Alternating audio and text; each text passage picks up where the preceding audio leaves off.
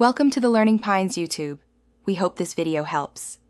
You start by confirming the operating system and recent changes so you know which procedure applies.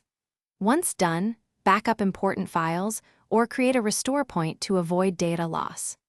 Now boot into safe mode using settings recovery or msconfig, or hold Shift and select Restart to reach startup options. Choose safe mode with networking if you need internet. This step isolates drivers and services so you can safely test fixes without normal startup interference. You now diagnose the root cause methodically. Open Device Manager and look for warnings, then roll back or uninstall drivers that appeared just before the problem.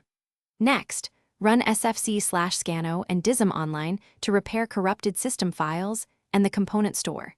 These commands fix integrity issues that often force safe mode. Also consult Event Viewer and Reliability Monitor to spot recurring errors or service failures. Once you identify the culprit, disable or update that component so normal boot can proceed. You finish by restoring the normal boot configuration. Open msconfig, uncheck Safe Boot, apply changes, and restart to test whether Windows starts normally. If problems continue, perform a system restore to a point before the issue or run a repair install to keep files while replacing system components.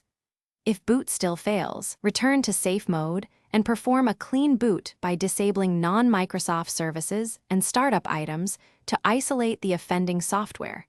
This targeted approach narrows down the issue quickly and helps you resolve it. Thanks for watching. Consider subscribing if we helped you.